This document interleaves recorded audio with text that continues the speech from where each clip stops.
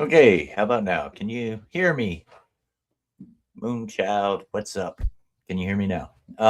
Sorry, of course, you're gonna have technical difficulties. Anytime you have something scheduled, something has to mess up.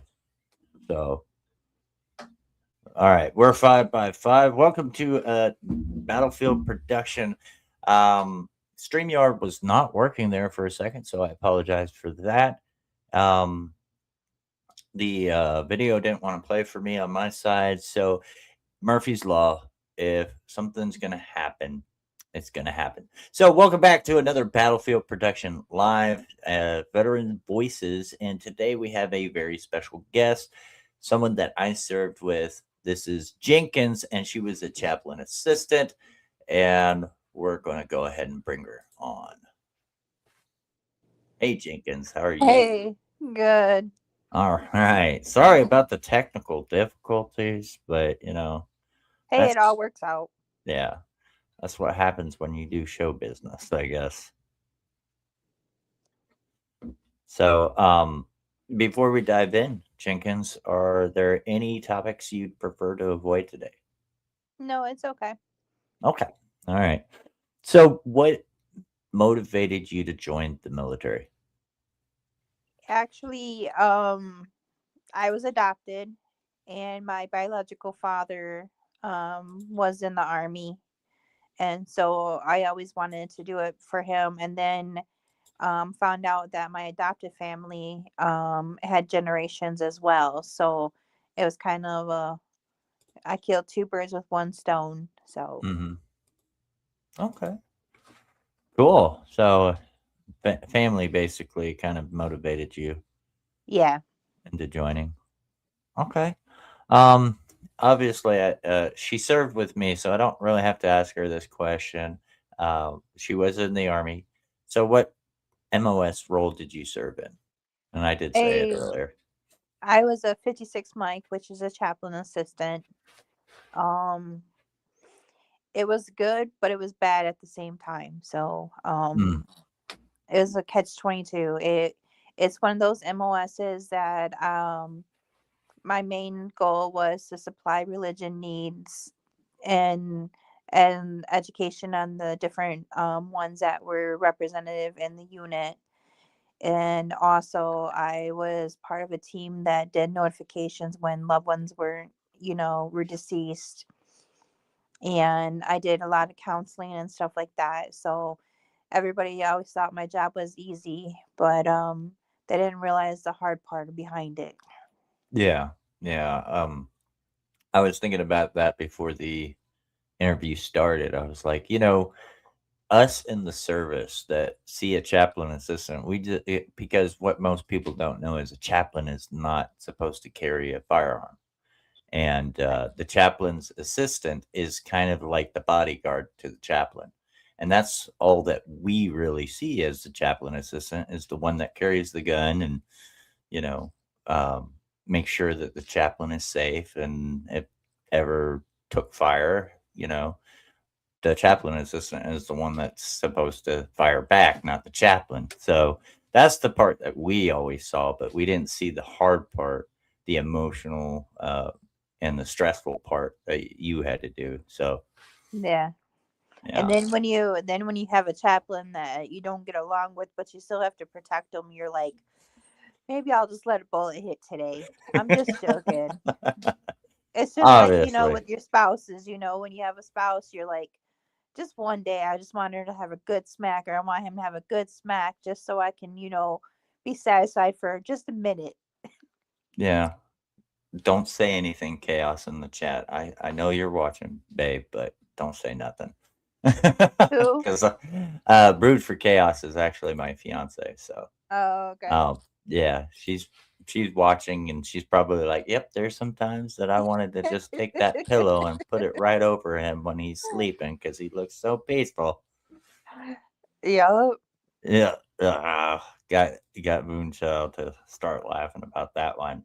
So, what one of the questions I ask everybody is what's your initial training experience like, which most people don't know. It's going to be different for each individual. Yeah. So with females, there's only certain places that we can do basic training. Fort Jackson and Fort Leonard Wood are the two places that females can do their basic training. Mm-hmm. Males, they can go all over. Mm-hmm. So that was, different. So one was extremely cold and one was extremely hot. So it's like you never, you got the wind of the draws. So, but for me, I got to experience both. I did my basic training at Fort Leonard Wood in the dead of winter. Mm-hmm. So that was fun. And then I did my AIT, which is, if you don't know what AIT is, it's advanced training for your MOS, specific training for your MOS that you chose. And so that was at Fort Jackson. Mm-hmm. And there I learned all the basic information on different religions and how to conduct, services and holidays and special occasions and stuff like that for them. Mm-hmm. um it was very, at first it was very hard. I wasn't It was hard for me, not so much to adjust to the time and being told what to do, when to do it, and all that. Is I was a little bit older than most. I was in my early 20s when I went in, Mm-hmm. and I had a bunch of little 18-year-olds that just came home from mommy and daddy and didn't want to listen to mommy and daddy's rules, so they joined the military, which didn't make no sense. But then they wanted to whine and get out, wanted mommy and Mm-hmm. daddy to protect them. So Right. that was more annoying than anything. And so, but I learned a lot about myself. Mm-hmm. And to this day, I eat my vegetables like I'm told. So, and anybody that knows, especially who's in the army, their favorite word is behoove.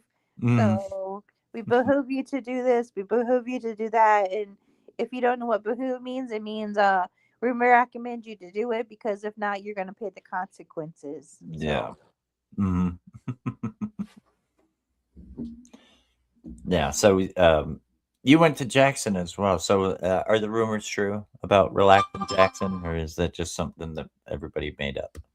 oh, for basic training, I heard it was, but for us, they they because they didn't want us to people to think that we were slackers per se. Mm-hmm. So we went on. We didn't get anything, and then the worst thing there is the fire ants, and we had to do PT in those stupid fire ants piles and everything. And it wasn't until our drill sergeant got bit by one did they decide to go inside and do PT inside. But she's like, it don't matter, it's just gonna make you stronger, it's just gonna make you stronger, just get eaten. We're like, yeah, okay. You Yeah. get eaten by one and we're automatically inside. Right. Right. Yeah. You got eaten up by 1,000 of them, and she gets Yeah. eaten up by one, and she's like, "Okay, I'm done." Yeah, So, but tells us to be tough. mhm. It's like, "Hey, drill sergeant, you do realize what you're saying is hypocritical, right?" Yeah. uh, so, did you have any preconceived expectations that changed once you were in? Um, I kind of knew that it was gonna be rough. Mm-hmm. Um, I will have to say this, and all of us that have been in the military know what I'm about to say is kind of funny. My recruiter basically told me straight up everything except for while I was at Fort Leonard Wood, I for the next few months I was going to be living in the back of a cattle trailer. So, Mm-hmm. but he straight up told me, he's like, they're going to get in your face. You're not going to get a lot of sleep. You're going to be doing things and you're pushing your body to extreme limits. And so I kind of was lucky in a way, because my recruiter prepared me, where a lot of recruiters I know don't prepare you. They just do their bare minimum and put you basically in so they can get their number quotes. But Right. my recruiter, he had me sharp. He had me sharp going in and prepared me basically, like I said, for everything except for what was called 0 day. Mm-hmm. And I just, when I got there, I was kind of used to, people not liking the way I do things and stuff. So, when I had 4 or 5 drill sergeants around me yelling at me at different times and stuff like that, I was able to tune it out, and just kind of not, and it made them mad because I wasn't reacting to them, but which got Mm-hmm. more, but eventually they Mm-hmm. left me alone and went to the little 18, 19 year olds that were crying Mm-hmm. because it was more fun watching them cry. Right. Yeah, and that, ladies and gentlemen, is known as a shark attack, which they had taken away for a while, Yeah. um, and then realized the benefits of the shark attack, which when you're in combat and you're under a lot of stress, that's basically what the shark attack simulates without actually being under direct fire. Yeah. So it gives you that stress. And when I was in, I was told by my uncle who actually went through. He said the when you get shark attack, the person you actually listen to is the drill sergeant in front of you, not the one to your left or right or behind you. You listen to the drill sergeant in front of you. If he tells you to put your bag down, you put your bag down. Don't listen to the other ones because they're gonna say contradicting, contradicting things. So I was kind of prepared for that too, you know, Yeah. And but I it love is the ones funny. that weren't. Because I'm trying to not laugh as I'm getting yelled at. I'm trying to not laugh when the one next to me is getting yelled at. And honestly, that's the only time that I've seen all the drill sergeants at once. And then after that, when like training started, you only seen the ones that you were the only ones that were in your company. Hmm. Right, right. So, what was a typical day like in your job? Um, well, typically me and the chaplain met in our office. Whether it was we actually had two offices. We had one in the unit and we had one at the chapel that Hmm. was on post. Typically, we would meet at the unit office and go over things for the day, like if there was specific things that we got tasked to do, because we were the only ones that seemed to be tasked that had supposedly no time on their hand, had all the time on their hands in the world, but yet we didn't. But then after I got done with my normal task, honestly, it's supposed to be lunchtime, but I never really took lunch. After I got done basically doing the morning task in the unit, I would go and spend the rest of the afternoon visiting the soldiers and stuff, and taking, yes, candy to them to sweeten them up, because that was my job. You guys all look forward to the candy, because when I came, I always had candy or some Hmm. kind of treat for you guys. Hmm. And people always ask me why I did that. And I was like, that was my way of, helping morale and stuff, and boosting it and giving us, because chaplains and chaplain assistants, some of them didn't have the best reputation, because we're supposed to do certain things and stuff and everything, but at the same time, just like any MOS, you get good ones and bad ones, Hmm. and I've crossed paths with both, good and bad.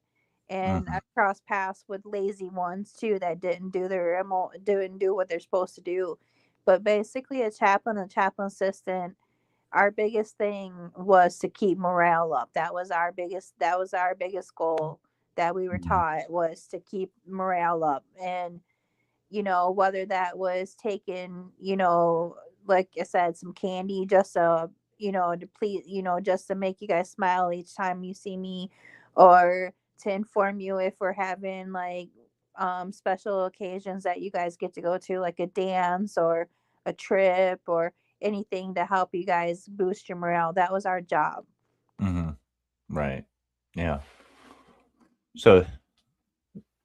Yeah, you were a morale booster, not and it wasn't just always centered around religion, which most people probably had preconceived notions that that was it.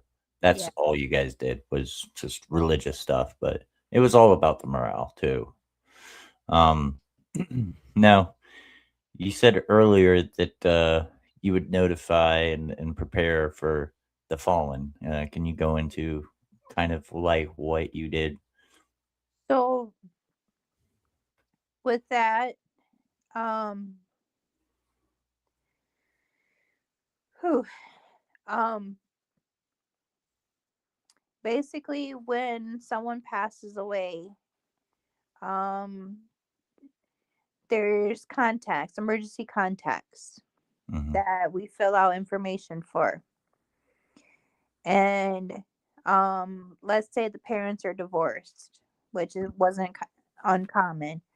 Hmm. A team would go out to the mother's home, a team would go out to the father's home at the same time.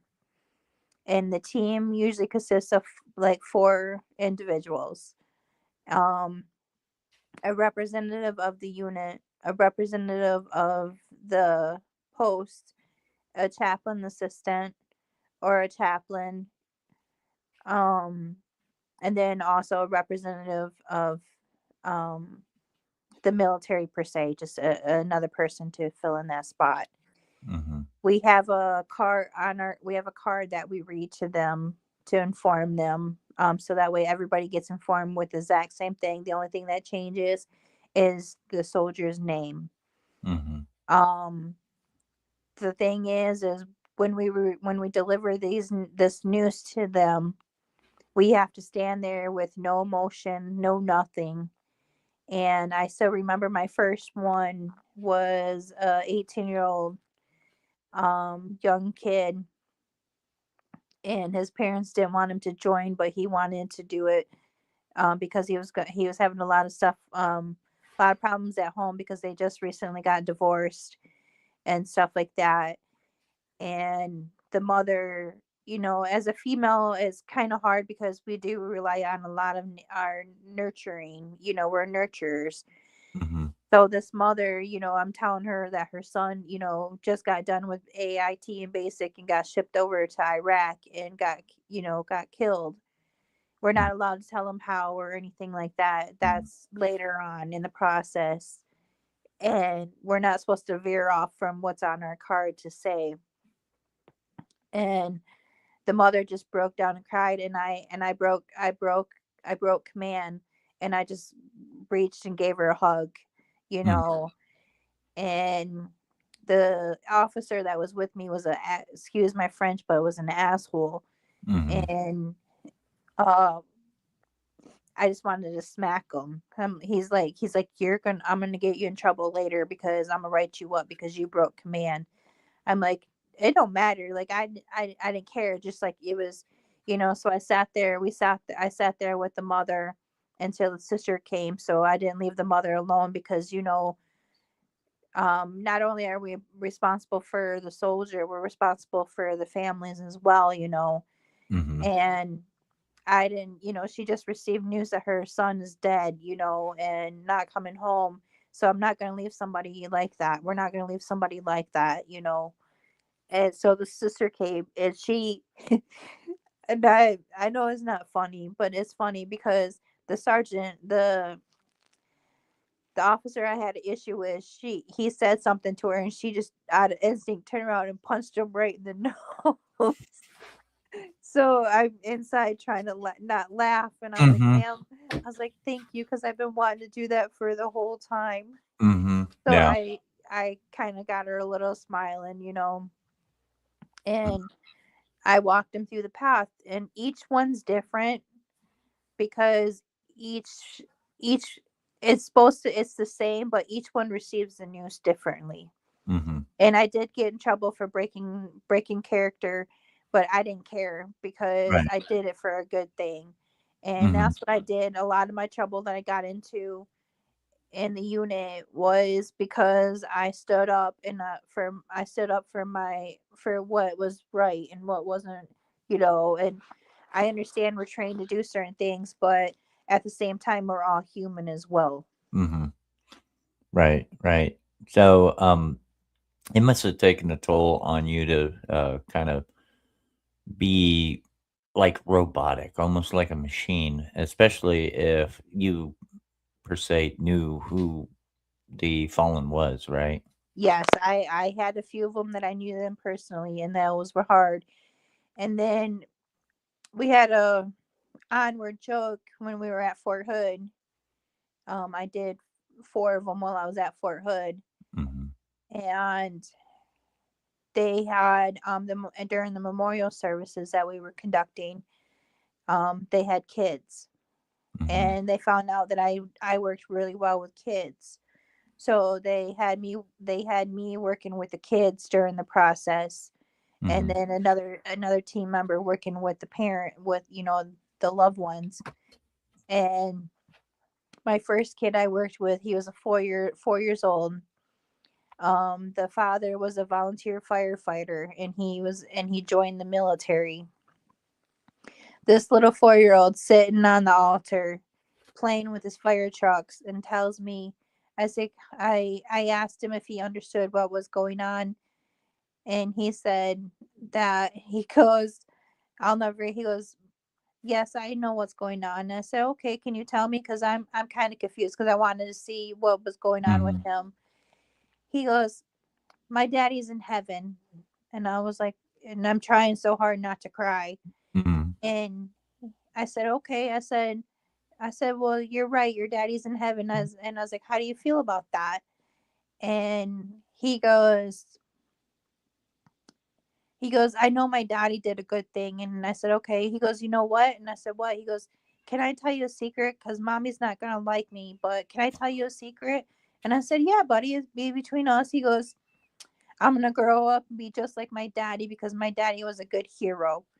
And I was like, good job, buddy. And I sat there and tried so hard to keep my robot face, like you said.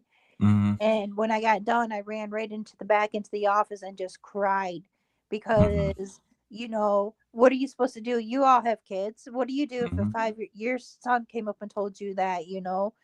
Like, and ever since then, they found out that I can handle kids. I swear it was an ongoing joke that when there's a kid involved, Leanna's got to take Jenkins has got to take care of it because she knows how to handle it. Right. It wasn't the I would rather handle telling the adult about it than the child. Right. Yeah. Yeah. Well, I'll be honest with you. You telling that story, I'm fighting back tears right now because I'm a father myself, and yeah, that's man. So I know you were always there for the soldiers' morale. So what did you do to keep your morale up? Like, the, was there a system in place for you, or was it just battle buddies there for you? Um, we so a little insight about us with our morale. Chaplains and chaplain assistants, part of our MOS is we signed a confidentiality agreement Mm-hmm. where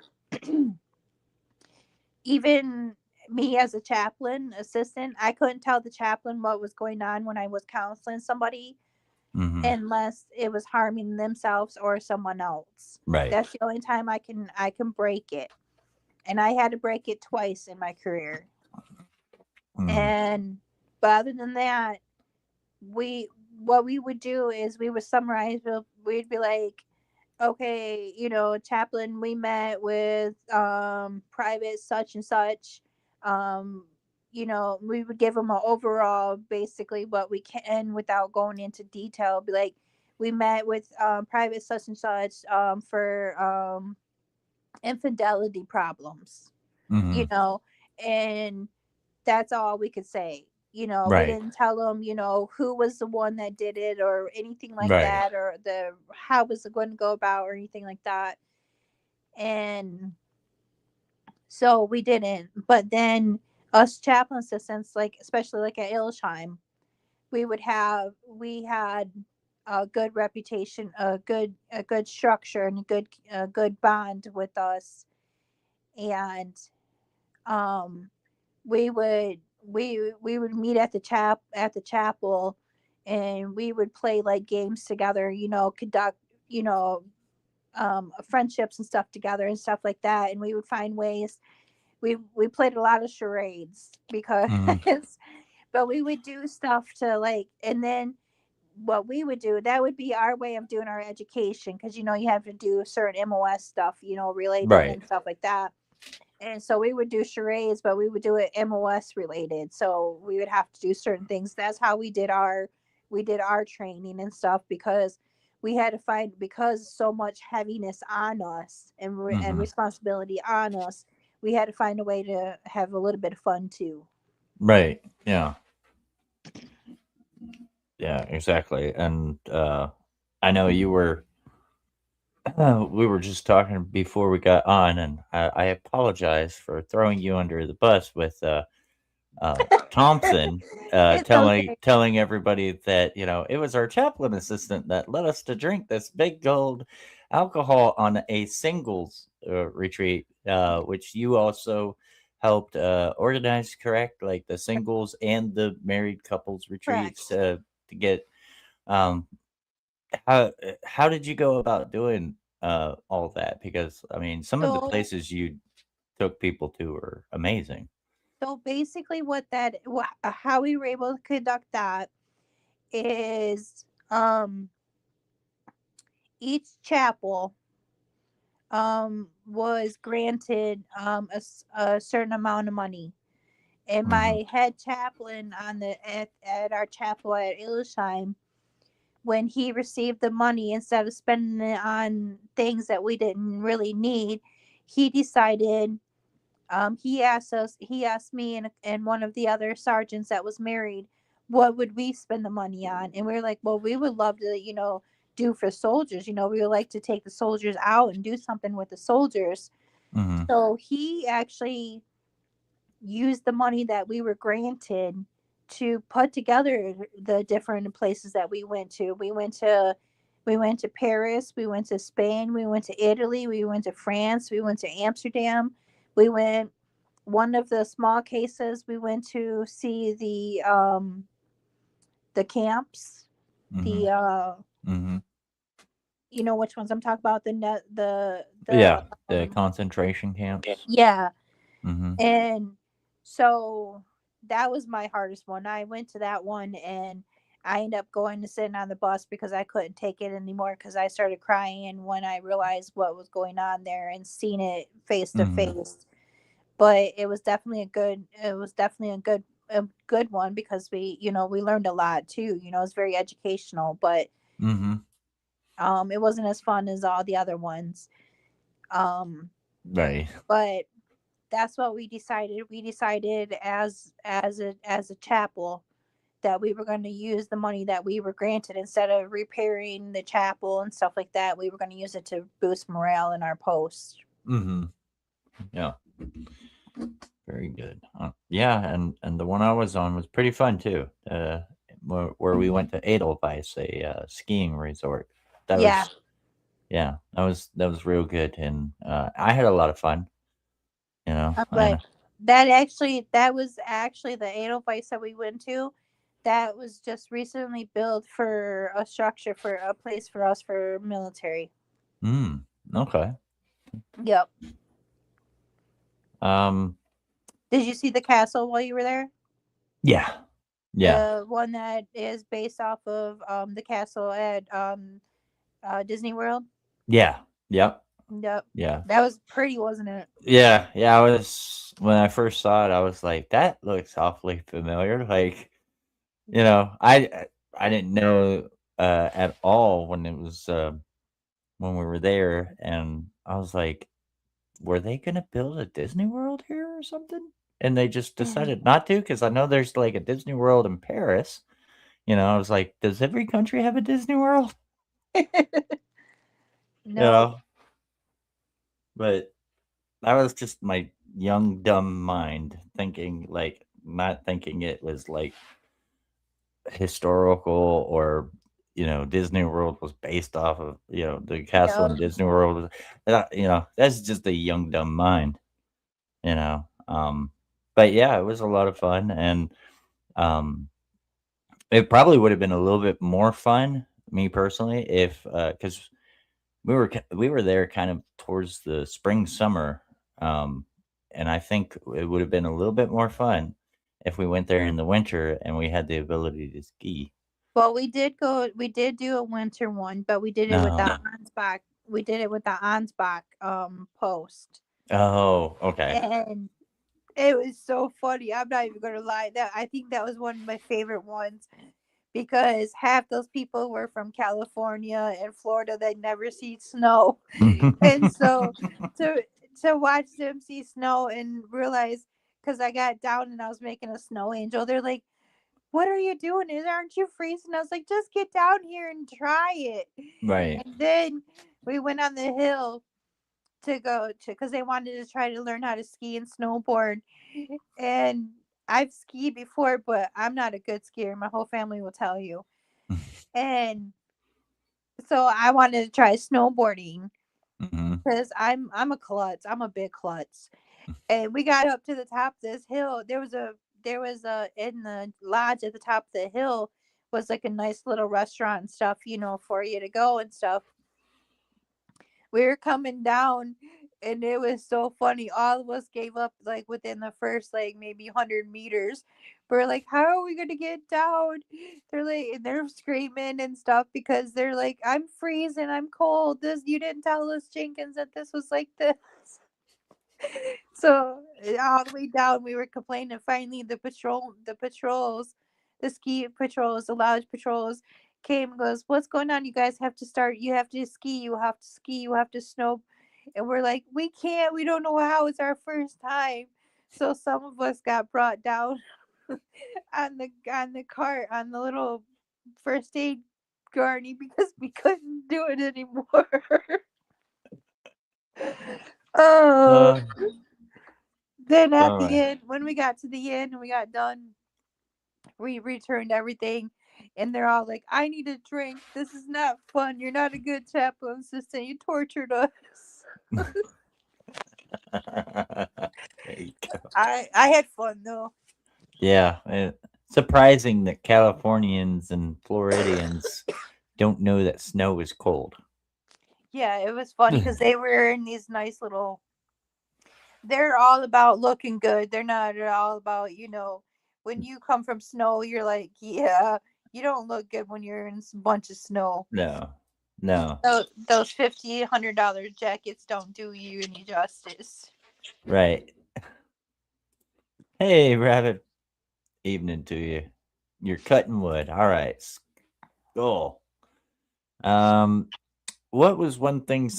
What was one thing civilians might be surprised to learn about military life from your perspective? So the one question, and I'm sure you probably got this. The first question is, especially young kids that realize that you were in the military, like it's like their first question: how many people did you kill? Mm-hmm. Oh yeah. And so a lot of people don't realize like you can go 20 years without actually killing somebody. Mm-hmm. Not everybody does it. It just depends on what you've seen in your time. Mm-hmm. So I used to tell the kids, my answer used to be like, well, if I tell you that, then you're gonna have to add, you're gonna be added to my roster. And they would be so scared they wouldn't ask me the question no more. Uh, So but I think honestly that's the biggest thing, because people, they assume that, oh, you're in the military, so okay, now you're gonna have all these, you're gonna have this PTSD, you're gonna have all these sleeping issues, you're gonna have all this and that. But some of us learn how to cope with it, and some of us don't. mhm, We all, there's different ways and different things to do to cope with things, mhm. and some of us, they don't have it, or they have it and they don't realize until like 20, 30 years later. Right.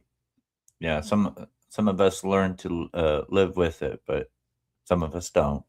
And Well, if you have PTSD, you're never going to get rid of it. It's always going to be there. You're just going to learn how to live with it, basically. See, And go ahead. not, not to cut you off, but the thing with PTSD, people have to realize that just because we were in the military, yeah, we might have PTSD from there, but a traumatic event also can cause PTSD, like a Hmm. death, like Hmm. like a car accident, like Hmm.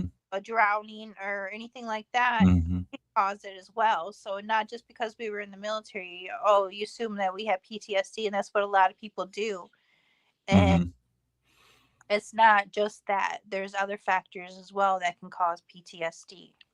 Yeah, there's other factors, and what a lot of people don't know too is that there's actually six different levels from like normal stress level to the sixth level is like you have to be super medicated, go to therapy all the time. Like you just can't live a normal life. So just because somebody says they have PTSD doesn't automatically mean they're gonna like flip out on you and throw tables and you know start shooting up a building or anything like that. That's not, Yeah. you know, that's that's something I think a lot of civilians don't understand. Yeah, and I Uh, think that would be, if you, with your question, I think that's the thing is they automatically assume the worst when they hear instead of the best. And then you have the ones that, like it's great to hear the word thank you. mm-hmm, I just me personally, I don't know if for you as well, but it's nice to hear thank you out of people that, when they find out that you were in the service, they're like, thank you for your service. That means a lot to me. And I mm-hmm, don't know if it means a lot to anybody else, but it means a lot to me because that means that all that stress and all that torture that I went through meant something, mm-hmm. you Yeah. know. But then you got those that are sarcastic, like, Mm-hmm. oh, thank you. What did you do special? Everybody serves in the military. Right. So, and those are the ones that you want to punch. Yeah, yeah, yeah. And it's funny earlier when you said, people ask you how many people did you kill, Um, I got that a lot, uh, especially when I was like between R&R or something like that. So, and Jenkins, you know this because military people, we have a dark sense of humor. Yep. Civilians don't get it. I got so tired of getting asked that question to finally when I was like, you know what, enough is enough. The next person that asks me that, I'm going to make it to where they just kind of shut up, don't want to look at me and everything. So it was actually, I don't know how old this guy was exactly, but he wasn't like a kid. He wasn't a teenager. He might have been like in his 30s, close to 40 years old. We were sitting on an airplane and I was coming back from Afghanistan on my second tour. Um, and he looks at me in uniform and goes, "Oh, you're in the army. How many people did you kill?" And I looked at him and I said, "Do babies count?" And I Oh, was not serious, but that guy was like, he shut up, didn't he? "Yeah." He shut up and left me alone. You know, and I wasn't serious. I haven't killed any babies, obviously, but I was But like, you know "What why is that what was is the?" bad? Because back in World War I and World War II Right. era, they were called baby killers. So Hmm. Oh yeah, yeah. So that was my dark sense of humor, and this is the first time I've actually admitted on air that I actually said that. But it's like how do you get these people to stop? You know. Um. So this is yeah, that was why. fine when I told the kids they were going to join my roster if I told them. So I mean, a little kid, Yeah. like, okay, I'm done. And then my when I got out of active duty and I left our unit, I joined the National Guard for a couple years. And my Mhm. chaplain, he was so cool. I loved it. He was he him and I are still friends to this day. And I got to meet his family and everything and all that. We're still good friends. Right. And um we had when I didn't know about this, but in the National Guard, they had a camp for just military kids. Mhm. And so they had asked us to come and be guest speakers and explain to the kids what chaplain and chaplain assistants do. And these Mhm. kids range from the age of like 6 to 13.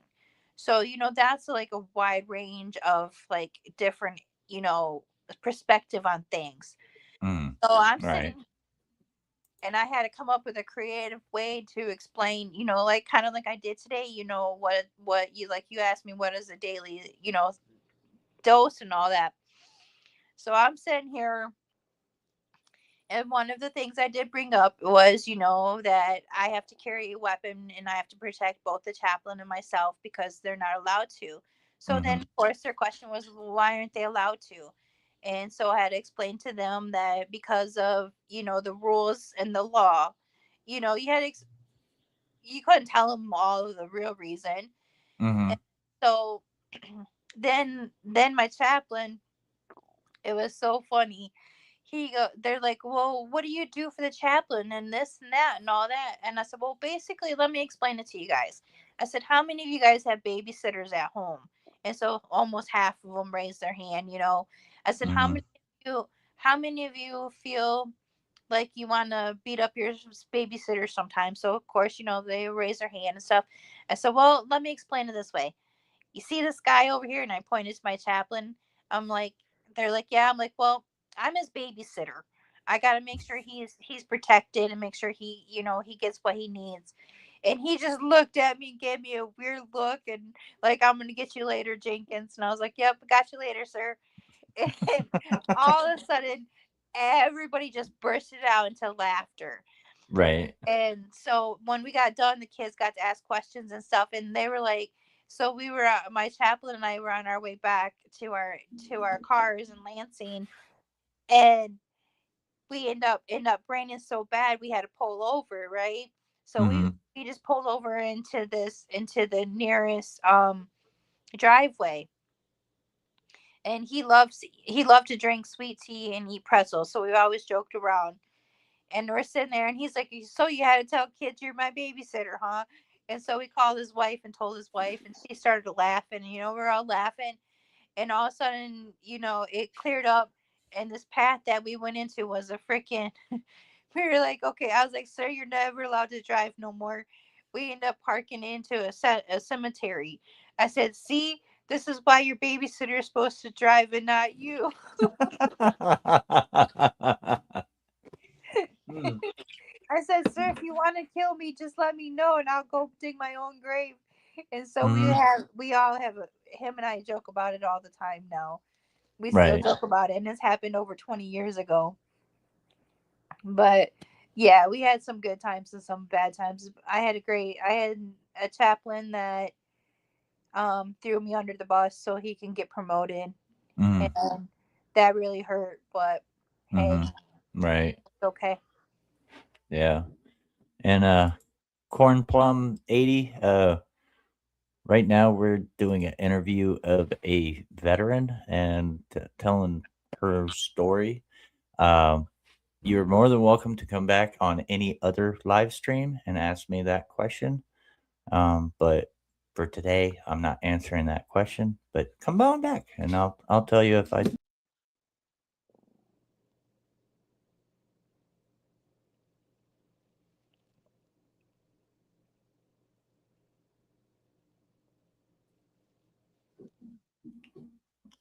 hate this microphone or not microphone mouse. It's got little buttons on the side. I hit the buttons on the side again. It goes back on the. So that's what happened. So, anyways, yeah. If you want to come back, come back. Ask me those questions. So Sorry for that, You're good. because it happens because people see military and live streams. People come on and they want to know who do you support. I mean, basically, right now this channel supports veterans and it supports America. So that's my view. America first and veterans. Which I'm going to be working on a project here in a little uh, next couple of weeks because I found out about a veteran that needs home hospice, and the VA won't cover it, and they don't um, something about Medicaid or something like that. So I'm going to work on a project to raise money for this veteran to hopefully get them at least a month of home hospice because they really need it. And What state? Arkansas. So, just so you know, that every VA there's two different programs. There's a Mm-hmm. caregiver program, and Mm-hmm. then there's a caregiver program, which is in home, where the VA, if you qualify, you have to go through the whole process to see if you Mm-hmm. qualify and what level of that you need care for. And then there's also, each state has another program that's state based, where depending on the level of care that you need, and if it's cheap, the military, if Right. it's cheaper for them, they will put you in, they will pay for hospice to come to you. Okay. I'll Yeah. message you the Yeah. information later. Yeah. From my understanding, though, is that they do. The VA will take care of, but the problem is this veteran is sick, and um, they're only available in. It's only available in Fayetteville, Arkansas, and Little Rock, Arkansas. So um, the sick veteran is being basically forced to kind of move. Like that's their choice: is move to Fayetteville, Arkansas, or Little Rock, or not have home hospice. And I was like, that is not fair. That somebody Yeah, that is sick shouldn't have to move. Like you're no, like VA, come on. there's there's more to it, and you and I can talk later about it, and I'll Okay. tell you. I've actually I'm That's another thing that I still do. Mm-hmm. I still involved in a lot of different things. So we can talk Okay. more about it. I'll get more from the story, and I'll tell you more from what I know. Okay. All right. Yeah. Yeah. And if all else fails, I'm still gonna do Yeah. the donation drive or something like that. Because Well, see, here in Michigan, because a lot of my friends, a lot of veterans I got together with and stuff, we started a non-denominational program. mm-hmm. And one of my friends did, and he asked me to join because of the resources that I've had to learn. And Mm-hmm. because of a lot of things that I've been going through personally, I even got connections all the way to Washington D.C. because I was very fed up with what was going on. So Yeah. through my time, I learned a lot of different things and got a lot of different connections. Mm-hmm. And also, the other thing you can tell the veteran, wounded warriors helps a Mm-hmm. lot. They will Okay. help with that issue as well. Okay. All right. Yeah. Yeah. And yeah, it's um to me it's sad that we have to have organizations like grassroots organizations like Wounded Warrior Project and all this that fill the need Mhm. when we served we served the government, you know and I don't know if you ever seen that TV show The Unit, but there's one scene in there where one of the guys that's in the unit is getting out, and he's like being mistreated, per Yeah. se. And he says, when you're in, you're the best, but when you're out, you're a pest. And Well, that it stuck goes with back to me. that old saying, Hodge, that, you know, what's U.S. Army stand for? We're Uncle Uh, Sam's. Use my French, but we're Uncle Sam's bitches while we're in, and then Yeah, when we're out, we're the trash. yeah, yeah, exactly. And Uncle Sam ain't released me yet. Yep. Yes, my backwards. It's yes, my retarded ass signed up. Yep. See? Yep. um. So, so sorry about. Man, it's just been crazy today. Like things aren't working, hitting back buttons when I'm not supposed to. But that's okay. It's all part of the podcasting, I guess you could say. Um, what's something the military taught you that you couldn't have learned anywhere else? Hmm. I don't know if it's so much as I couldn't learn anywhere else, as much as I learned it the most in the military. Mm-hmm. And that is, no matter male or female, skin color, where you come from, what state you come from, we all carry the same blood.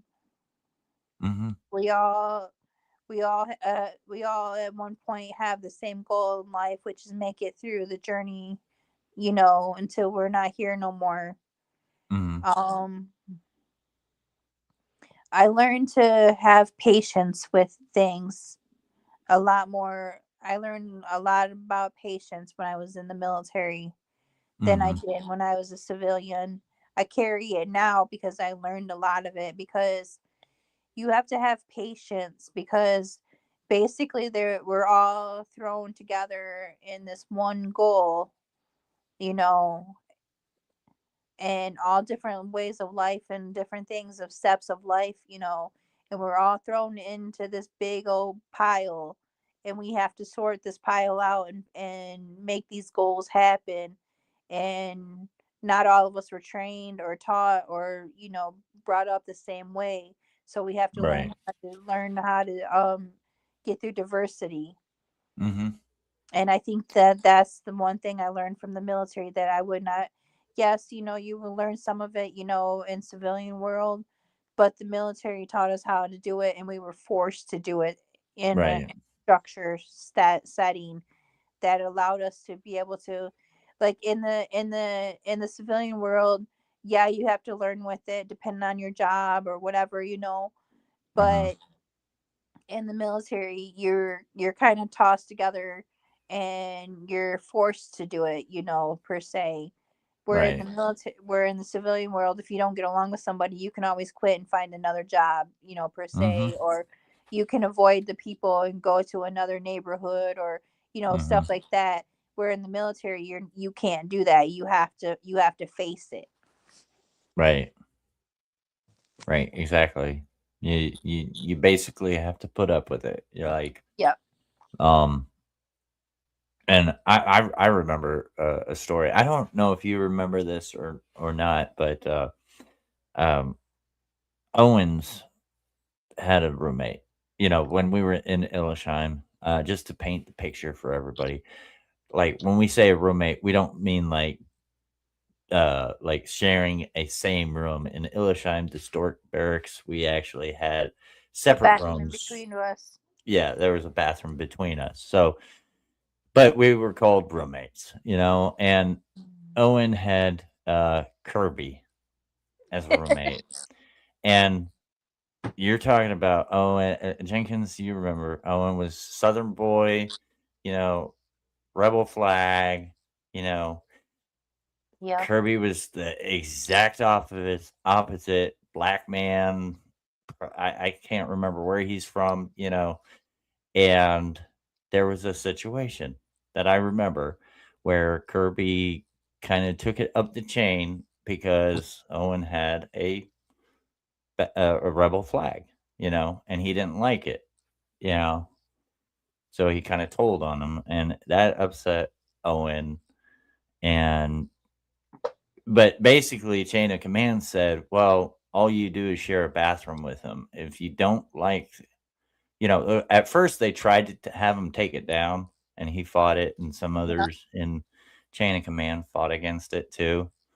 You know, and basically the ultimate ruling was if you don't like it, you don't have to look at it. I mean, all you do is share a bathroom together. You know, Yep.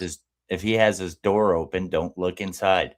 You know, so yeah, that right there is like we could be from different walks of life. We could not stand our roommate whatsoever.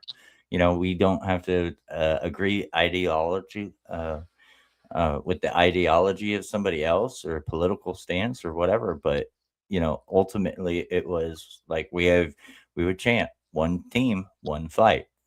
Didn't matter, Yep. you know, and yeah. So that's probably I think a skill. Yeah, you know, to like you said, patience and either the ability to ignore or move on. You know. Yeah. And we had quite a few of those.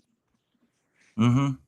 I had quite a few of those that I as a chaplain assistant, it's hard to say that you didn't like somebody, but there was a few of them that I didn't like and I didn't get along with. But because I Mm. was the chaplain assistant, I had to learn to adapt. Right. Right. Yeah. I mean, that's that doesn't mean like when you saw that person you didn't like as when they were far away and they were coming towards you, it doesn't mean you weren't like, oh Lord, here they come. I'm like, What do which they way do want? I can I go to avoid them? Because it's what I'm gonna do. I'm avoid them. I'm avoid Yeah. them. Well, Yeah. and it was funny because it was funny, but it wasn't funny. The reason why the person didn't like me is because I found out through counseling that the husband was planning to leave her. Mm. And I couldn't tell her. And she's like, "Well, you're my roommate. You're supposed to look out for me." I'm like, "Well, no, that's Yeah. not it. I'm a Yeah. chaplain assistant first, then the roommate second. Yeah. And it's not. I'm like, I can't tell you. Like Mhm. it's I look at it like it's his job to tell you that he don't want to deal with you no more. But Right. then they stayed together for a little bit longer because they were making money staying together Mhm. Yeah. you know so they were basically milking Uncle Sam for a little bit longer until until command found out about it, and they both got in trouble for it. But Mhm. they got a divorce. But Mhm. there's Yeah. little things like that I found out about that you know I I couldn't tell anybody. I couldn't say anything. Right. Right. you know if I could write a book about our journey in Illesheim and the stuff that I know and the stuff that I got to, man, I would be like, are you serious? That really happened? Yeah, it really happened. Well, you could always write a book. You just need to change the place, the time, the names, you know, and Yeah, only a few people would know that you're talking about them. yeah, that's true. But then some of the cases, it's like even if I change the names, like if I wrote a book and I wrote a certain story, I know exactly like you and a couple other people would know because they'd be like, "Dang that!" First of all, you guys be like, "That really happened."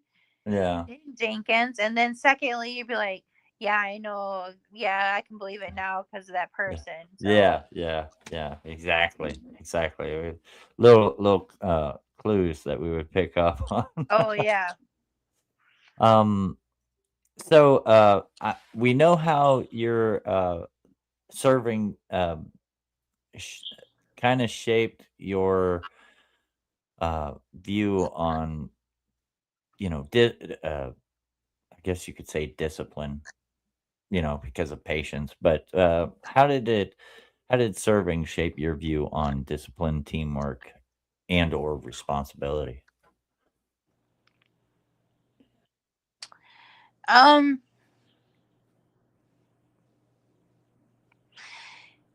that's a touchy subject.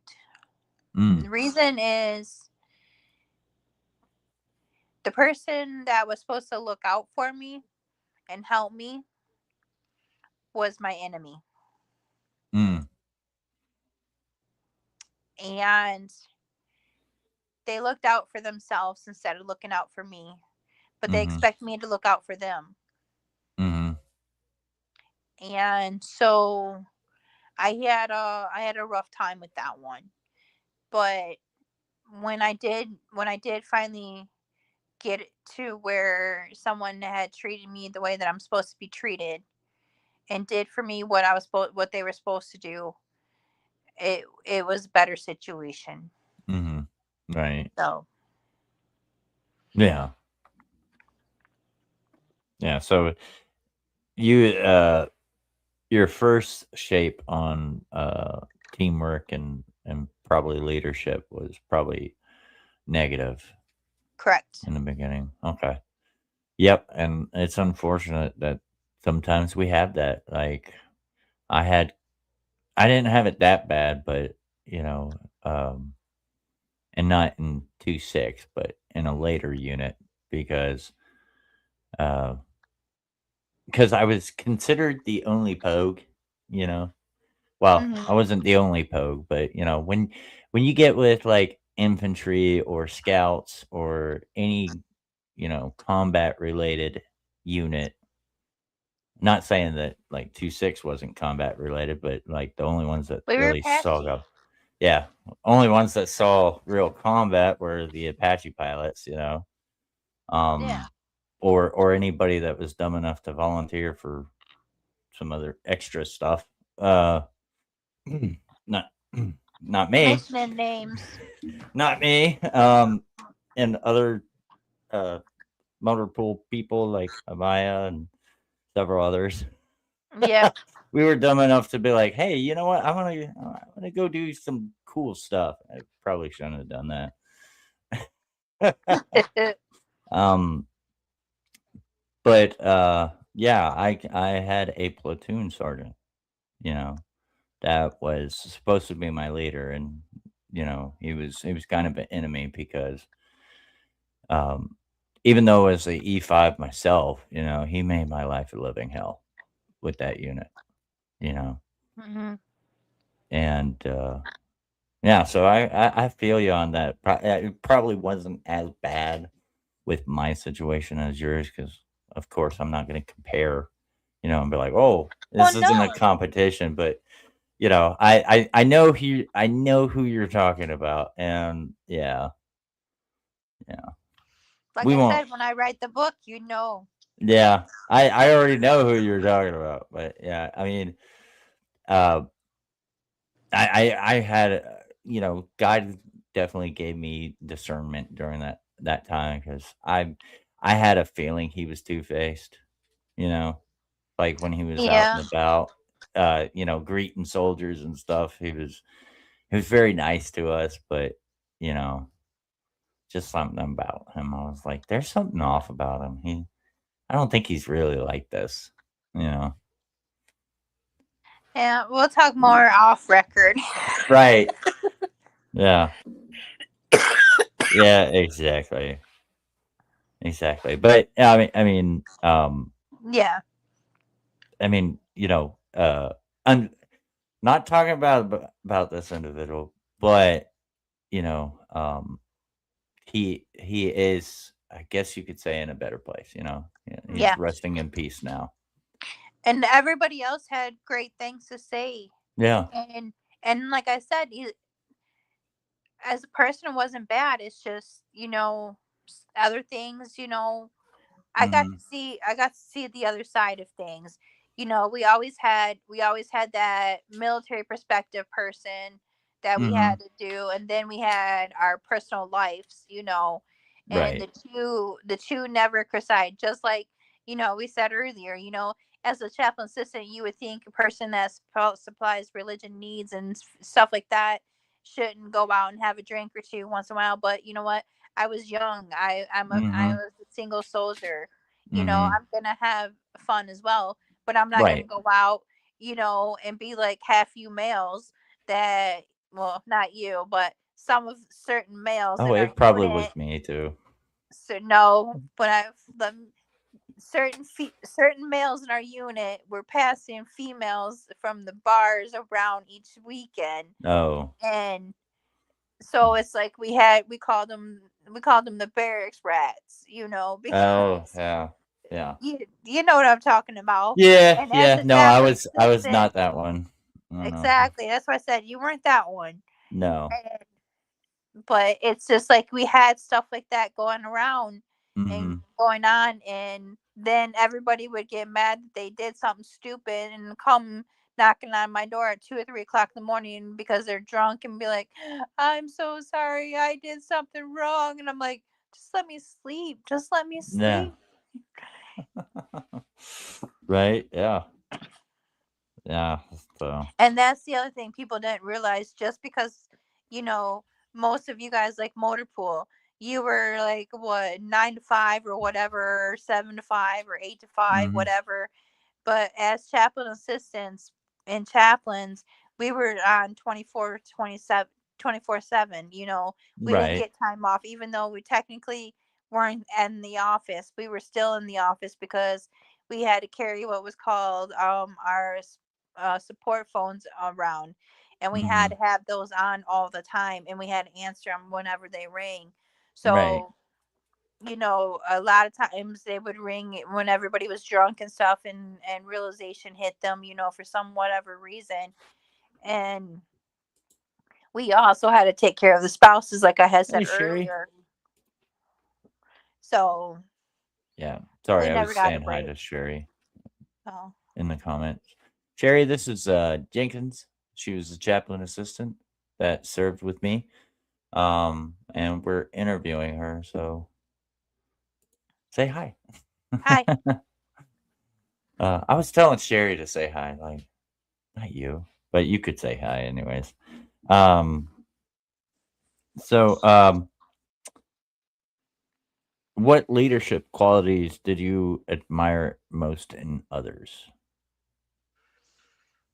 Hmm.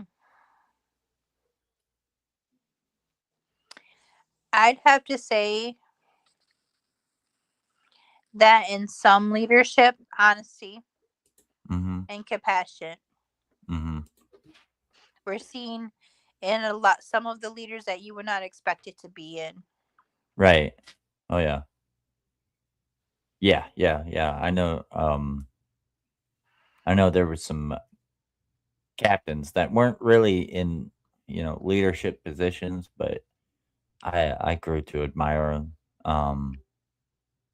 Because they were there. They were helpful, you know? And, so yeah. But that's pretty cool. Is there anybody in particular that, you admired the most while you were in? In 2-6, Any unit that you were chaplain assistant for? I would have to say when I was in National Guard, my Mhm. Chaplain Hefner, which I'm still friends with to this day, and it's been 20 some years. Mhm. Um, he, he I taught him a lot of things because I will let me tell you this from to help explain it. So active duty, reserve, and National Guard are not the same. Yes, we're Yeah. serving, but they're not the same. So people understand that. So when you're active duty, you're fully involved 24/7. Whereas in National Guard and Reserve, you are basically 1 week in a month, 2 weeks out of the year. And so that's the only time you see the people majority of the time that you're with. Mhm. So and active duty have different rules than National Guard and reservists. And so when I came from active duty to National Guard, my Chaplain Hefner, was doing things that were illegal in active duty. And I was like, "Sir, you need to get your name off that like real fast because you can't have your name on there as a chaplain." And so I basically was teaching him how to be, because all his career was National Guard. Mhm. So he didn't understand. And so I coming in the unit that I was in, was heavy, which was all brass heavy.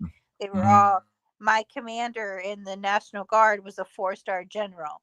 So if you have a Mm. 4-star general in active duty, that's a huge deal. Mm-hmm. Whereas the National Guard, it wasn't a huge as big of a deal as to have a 4-star general, and he was the funniest guy in the world. And my sister, and my commander was a full bird colonel, and Mm-hmm. as a enlisted, to have somebody at those high ranks, talk to you or give you their coin or something like that, it was a huge deal. But when Right. I went in when I went into National Guard, it wasn't as big a deal as an active duty. It's like, when you receive a coin in active duty, that was like the golden ticket, Right. that was like Willy Wonka giving you the golden ticket to join the Right. factory. Yeah.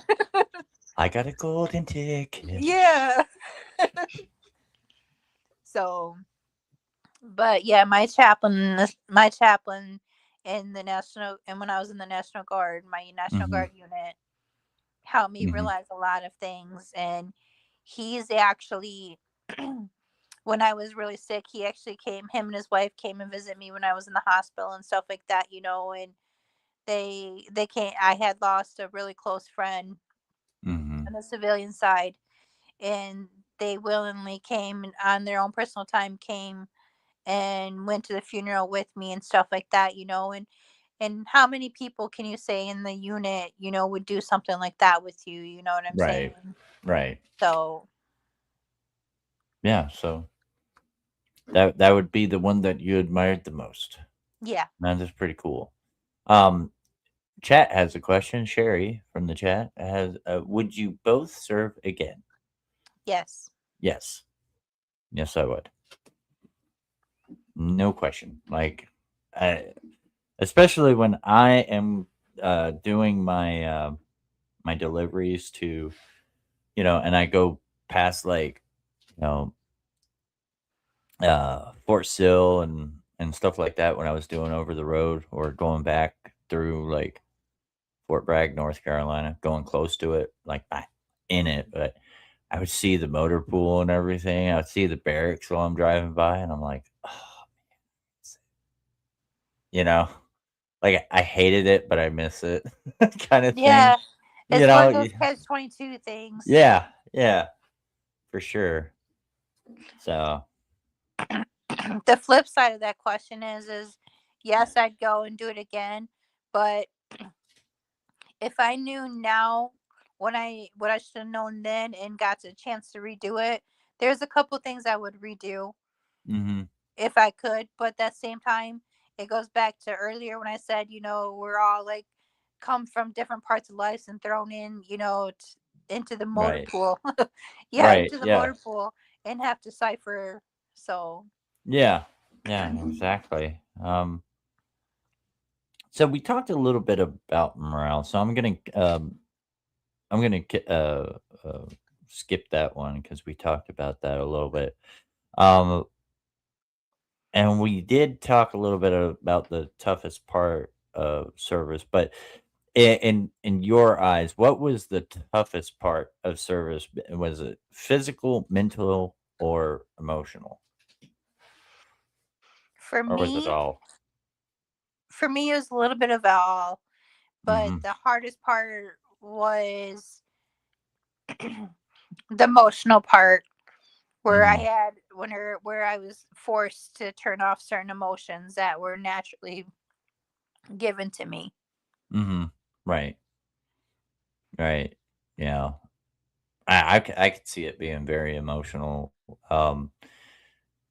Because most people only see that side of in Hollywood, and I don't Yeah. think they portray it right. I mean, I think the only movie that portrayed it really well, not that, but what was that movie where that was it? Thank you for your service or something like that, where they had it was Woody Harrelson, and they were going around, and that's what their job was, to notify the family of the deceased. I think they got it kind of okay, you know. Um, You know, What other movie was Stop Loss? Did you see that? Did you get Oh, a chance to see that one? That I was an haven't seen older that one. one. Yeah, I need to watch that one. Watch that one because it gives a little bit. It gives it because like a lot of people, like for example, didn't realize like when we're over when you're deployed out, you know, okay, the military had the longest deployment. We had 18 Mm, up to 18 months. mhm. But if you're over there and your unit that's supposed to come replace you isn't ready to replace you right away, even though you already been there for 18 months, you can get told that you have to stay there longer until that unit's ready to come. And people Mhm. don't realize that. Just like when you're deployed and you're ready to end your deployment and you're ready to get out of the military and another war breaks out, they can stop you from leaving and tell you that you have to stay there, and Mhm. serve longer during this deployment, and people don't realize that. And so this movie Stop Loss kind of showed that part Mhm. of it. Like we, even though we're in and we done our 20 years and year, or we did our 8 years or whatever, we Uncle Sam can keep us longer once we're in there Right. if he wants to. And Right. people don't realize that, you Yeah. know and the other thing is like you were talking about morale.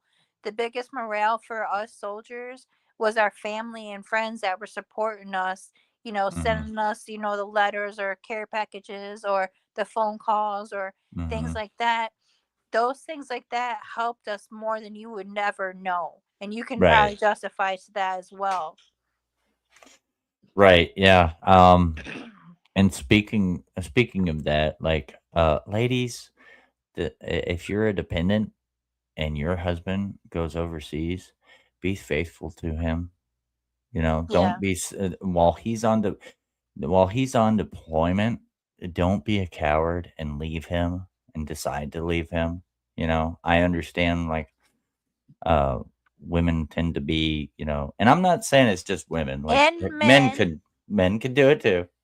But whoever's deployed and the person back home, like keep it in your pants, please, and do it for them because you do not understand what they are going through, and that for and I because I know this personally, not myself, but I watched one of my best closest friends um in my second unit, like he totally lost it. Don't send the person that you're supposed to love a letter while they're on deployment telling them that you've been sleeping around, that you were only with them for their money, blah, blah, blah. That's a coward. You're a piece of crap. Don't do that. Wait until Yeah. they get back. At least have courage and face them. Don't do that. That's a coward's way out. If you don't really love them, and like Jenkins, you were saying, when you said that about people back home, family back home, being Yeah. supportive. That's what soldiers need. Airmen, Navy, Marines, soldiers. We need that. We need that support.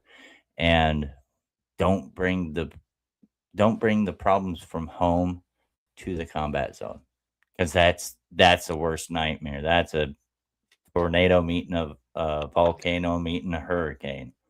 Or the other flip side of that one is if you step out, at least use protection so you don't get pregnant and try to say it's the soldiers when he comes home. Hmm. Had that one. I've had a Yeah, and female, she stepped out on her husband when he was deployed and came to yeah, me that's and true, said that Sherry.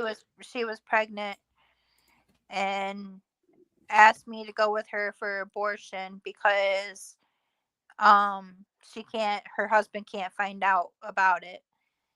And Hmm. then when he came home, she ended up told him, and he came to me and he goes, "Why didn't you say something to me?" I said, "First of all, that's between you and your wife. Hmm. Second of all, I couldn't say anything because I was bound." And he's like, "Well, I thought we were friends." I was like, "No, we are friends, but you have to understand." I said, "Would you rather hear it from me or would you rather hear it from your wife?" And Mm-hmm. then Right. that's when he, I said, now calm down, because and I had shared, and I was able to talk to him about it, and Mm-hmm.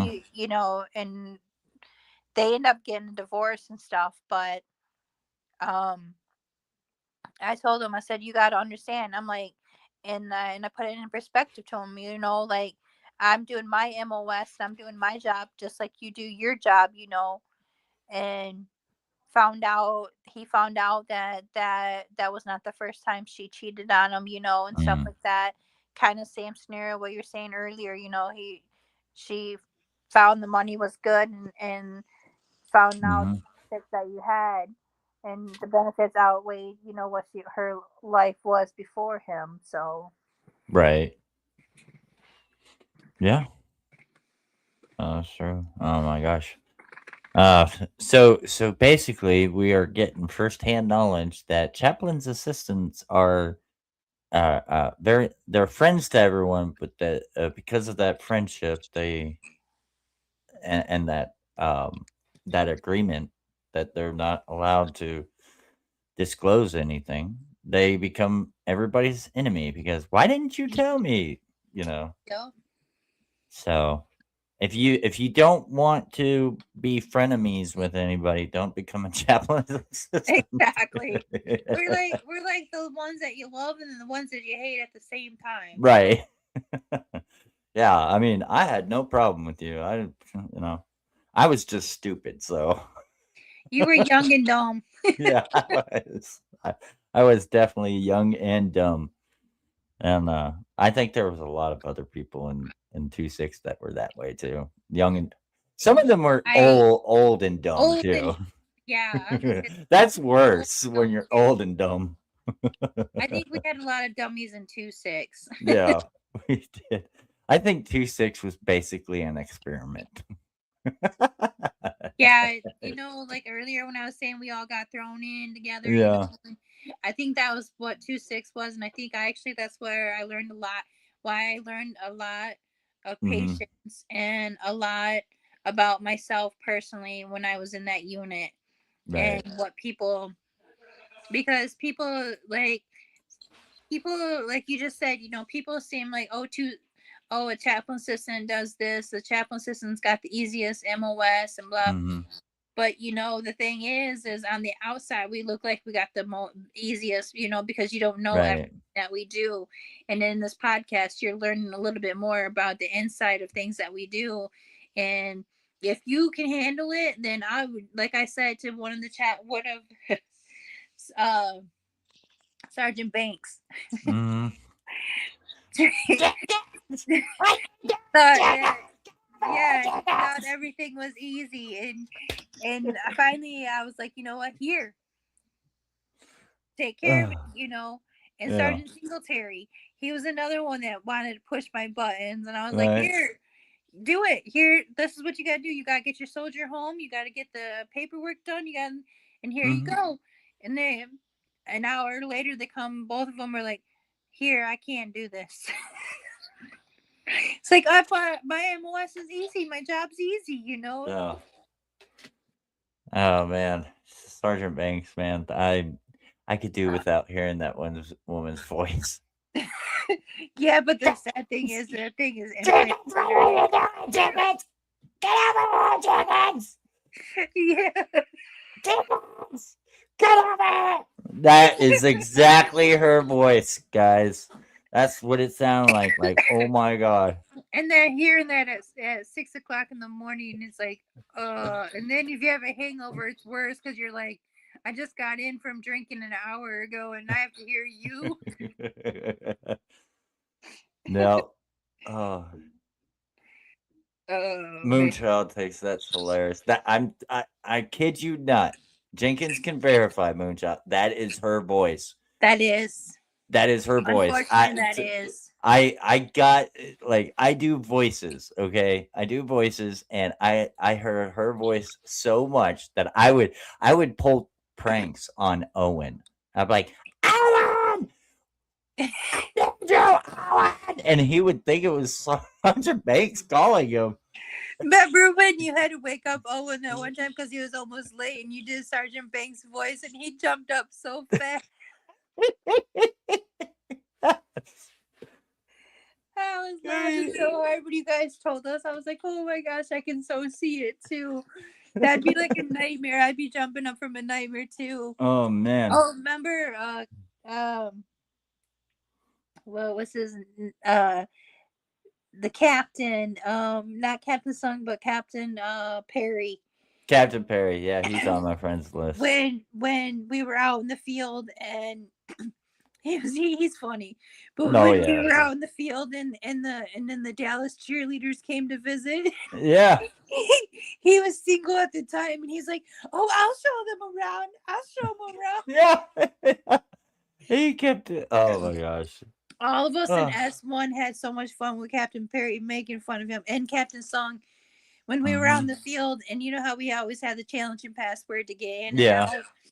Captain Song would always forget. So finally, one day I was sitting there and I was doing my job. If he ever hears me say this, he's going to beat me up, but it's okay. So we're sitting there and I said, "All right, sir." I said, he said, "Jenkins, you know who I am." I was like, "Sir, I'm supposed to pretend I don't." He goes, "Well, pretend that you do because I'm not going to sit here and remember these words because I have other things to remember." I said, "Okay, fine." I said, "Sir, here, carry this spoon around with you," because we were trying to make fun of him too. So I gave him one of the plastic spoons from the MREs. He put it in his pocket. So then later on, days went by, about an hour went by. He had to go back out to do something for a meeting. And he came back in and I said, "What's the challenging password?" He goes, "You know, Jenkins, I don't know it." I said, "Well, where's the device that I gave you?" He goes, "I used it to eat my lunch." I said, Captain Song, I said, "You gotta do something." I said, "You gotta go out. You can't." I said, "You gotta have somebody." He goes, "Are you serious?" I said, "Yeah." Then all of a sudden, like 10 minutes later, I look behind me. He's crawling underneath a captain, okay? Crawling underneath the tent to come in.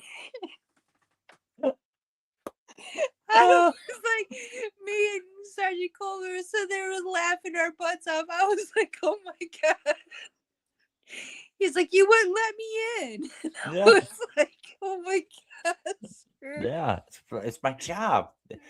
You need to It learn the was password, the challenge and password, man. I almost killed in per se Lieutenant Swanson Yeah. because he didn't know his challenging password and he creeped Uh, up behind me and I was and of course you guys know when we're in training the bullets aren't real but yeah. they're real but they're not real. And so if you got shot with it you wouldn't anything, it was just like paintball guns basically. Mm. And him and he came up behind me and I said, "Sir," and I said, "What's the challenging password?" And he went and I said, "Halt, who goes there?" And he wouldn't answer. I said, "If you move anymore, I'm shooting you." And he goes, "If you shoot me, you're going to be something about Article 15." I said, "It don't matter." I said, "You're not in position to tell me yes or no. You're in position to answer me." And then when I found out it was him, I was like, he's like, and he found out it was me. He's like, "My own Chaplin assistant was gonna kill me." I was like, "Yes, sir, because you're an enemy." You're an enemy until uh verified, sir. Yeah. Um, remember when we were you were there, I think you were there for it. Remember in Czech Republic when we were doing the FTX and we were the op 4 and Oh yeah. they had brought some orphans out, to kind of come and hang out with us and do some stuff. Lieutenant Colonel Swanson was there and others were there. Well, this guy before they showed up got this great idea after dinner, or it was lunchtime, I think, uh, to take the tray from the like defect that they had, makeshift defect that they had, and go outside with it and slide down, you know, because it was snowy, and it just started this whole thing. Like everybody was like, "That's a great idea," and they're like going down. We're climbing up, going down, climbing up. Then it starts a snowball fight, especially when the orphans showed up, right? A big bus of orphans showed up, and they had a great time throwing snowballs with us, blah blah blah. And I literally thought because Command Sergeant Major and Lieutenant Colonel Swanson showed up like after the orphans. I mean, we're in mid snowball fight with these kids. We're throwing it at everybody, like nobody's safe, right? And they show up, and I throw a snowball, and it hits Lieutenant Colonel Swanson right in the side of the head, and everybody just kind of stopped and stared, and we're like, "Oh, shoot!" He picked up one You and know, threw it back, didn't he? he did, he did, and He's then one it of just the went. ones. It was just snowball again, and Him and so Sergeant Major. yeah, Sergeant Major too, and like it was so funny too with Sergeant Major because we all saw him as kind of a hard ass, right? But Yeah. he was throwing snowballs, having a good time, and he's saying stuff that is very hypocritical. Like you can't throw a snowball at one of the soldiers, hit the soldier, they throw it back and say, "You hit me with that snowball, you're getting this, you're getting this, Yeah. I'm gonna smoke you." Yeah, Talk about Sergeant Major. When I injured my back, I was in the S1 shop and we had the cages, the cages there. yeah, oh yeah, And he comes out and he's cleaning out his office and stuff. And it was before we were just getting ready to deploy over to Germany, Illesheim. And he comes and he goes, "Here, Jenkins, I found something for you." And he tosses me something, and I grab it, and I was like, "Sorry, Mitch, what am I supposed to do with this?" He goes, "Isn't that what women wear? It was a freaking cap for your head, shower cap." oh yeah, And I'm like, "I don't use these." He's like, "Okay." But then like an hour later went by, and um we're sitting there, and he comes out and he goes, "Gene, because I found something else for you." And he does like a frisbee to it. It's a freaking donut. He's like, "Now it'll help you with your back." And I was like, "Are you serious?" I'm like, "Sir, are you serious?" But he was the goofiest. He was the goofiest one. He was hmm him. He was so goofy when you seen him, but he knew how to be funny and he knew how to be serious.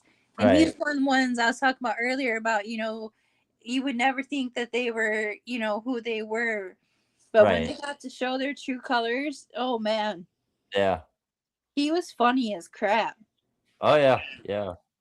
He could have gotten me real bad one time because I saw Owen, and Owen was, walking that it was.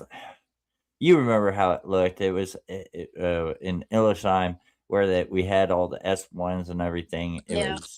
It looked like a train station, but it wasn't a train station. He was walking up on the Yeah. platform, and I was driving that piece of crap car that me and Owen bought that had like 5 different colors, didn't window didn't work, you know, I'm driving that to work, um, and Owen's up there walking, and where I'm driving by, and I see him, and Sergeant Major wasn't there, like, he was coming out of the door to walk, and he looks over, and because I see Owen, I give him the middle finger, playful Right. middle finger, and just as I give him the middle finger, and before I could put it down, Sergeant Major steps out and looks in that direction and sees me, and I'm like, "Oh, shit," and he goes, "Hey, park your car and come over here," and I was like, "Oh, no. Oh, no." So I get up there, and he's like, "Is there a reason why you're giving me the middle finger?" And I said, "Sorry, Major, I wasn't giving it to you, I was actually doing it to Owen." And he's like, "Does that look professional? Does this bot," and he's like giving me I'm like he's at a little bit elevated voice, and I'm thinking he is serious, Yeah. like I think he knew that it wasn't for him, you know? He just wanted to Like, use it to it see you. yeah, yeah, and it was just an opportunity, and and he's like, "Well, who if it wasn't me, who were you giving the middle finger to?" And I said, uh, it was Owen was walking this way and Sergeant Major, and I saw him and I just gave him the middle finger, and he's like, "Why would you do that?" I was like, "'Cause he's my friend." He's like, "That's the weirdest way to act to friends." And I said, "So that" like, he knew, but he was acting like he didn't know, like, like, friends flip it off each other, friends say "F you," kinda thing. Like, he knew, but he was playing dumb, and then finally, you know, finally, after, like, 10 minutes of the talk, I thought he was gonna tell Sergeant Hurd and get Sergeant Banks involved, blah, blah, blah. Yeah. Like, that's the way he was, like, That's the talking coolest to thing about him.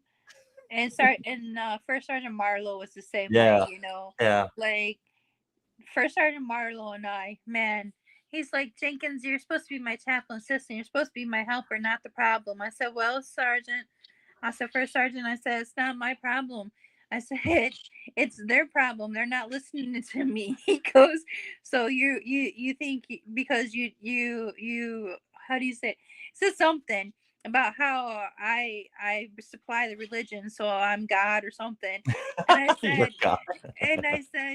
no, First Sergeant. I said, I'm just stating the facts. And he goes, so what are the facts, Jenkins? I said, fact one, you're my first sergeant. Fact two, I have to listen to you because of chain of command. Fact three, God's gonna give me the mercy. And he goes and he starts laughing. He couldn't hold it in any longer. Oh, man. Man, we had Um, some crazy ones and oh, some yeah. funny ones. Yeah, we did. So for others who served, how can we be more supportive and, understanding towards each other? The funny thing you asked that is Veterans Day. Mhm, If you don't know, I don't know how it is in all the states, but here in Michigan, Veterans Day, we have a certain area that of restaurants that give out free food and stuff, mhm, and there's a group of us every year. We meet up at one particular place and we just go down one side and then up the other side, up one side, down the other. mhm. And along the way we meet different people. Well, this past year I met a young soldier, and you can tell he was freshly out because he was standing, and everything, and he had his thumbs tucked and everything, and Yeah. I was like, when did you get out? He goes, what do you mean, ma'am?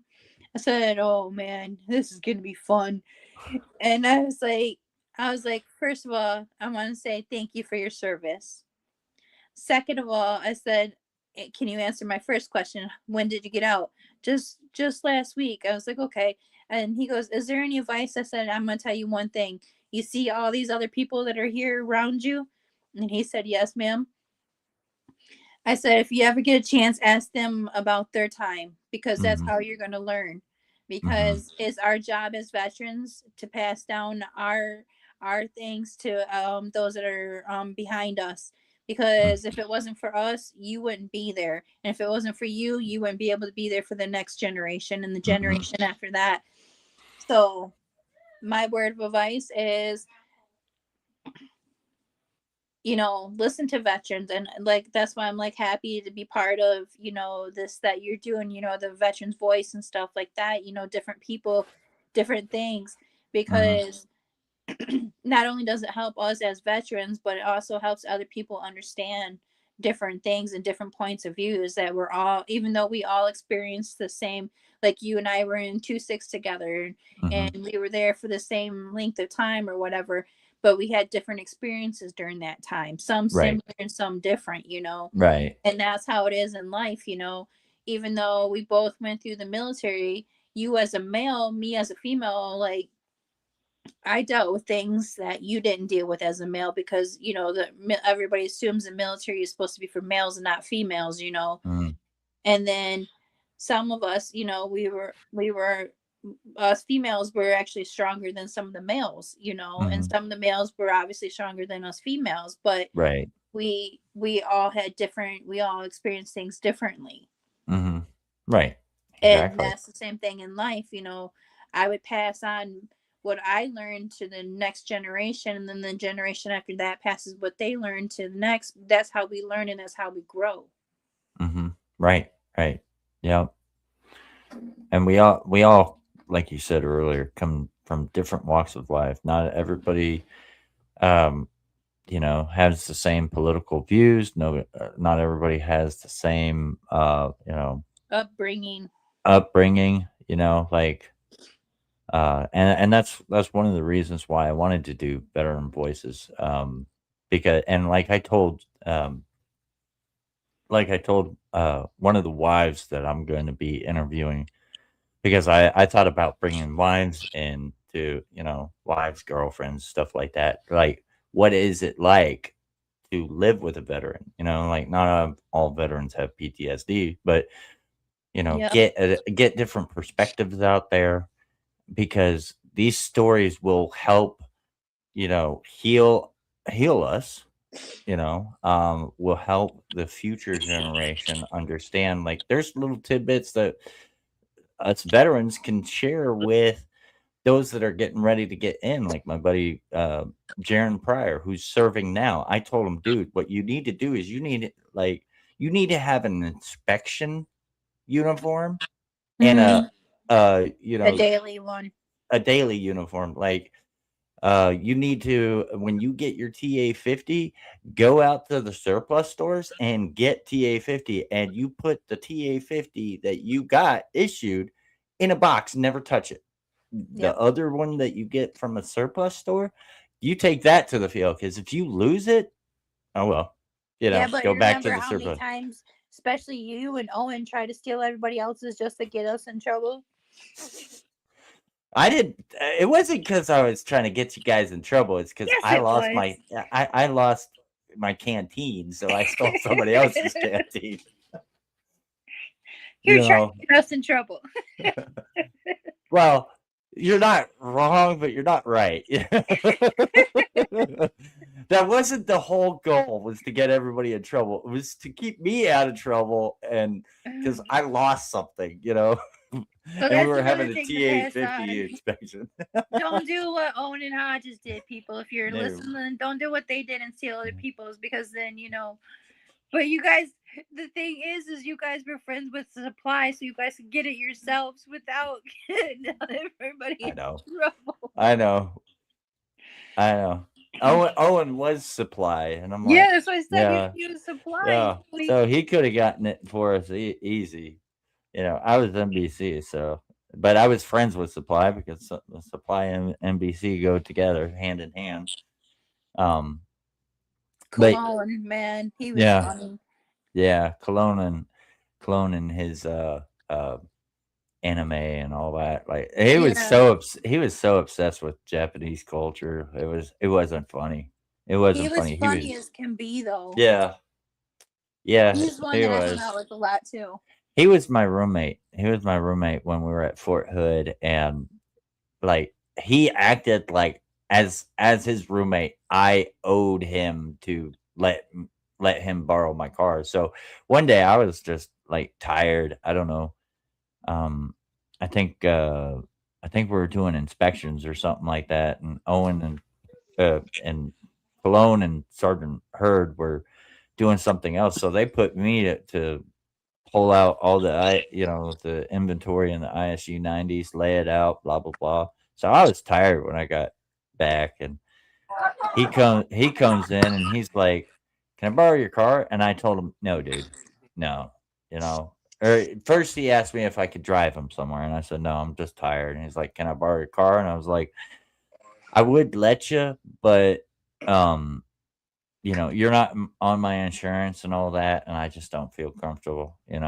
Um, so he got mad, right? And we had those wall lockers, um, and he had his stereo in the wall locker. So to punish me, he decides to set an alarm on his stereo and put on 3 days grace.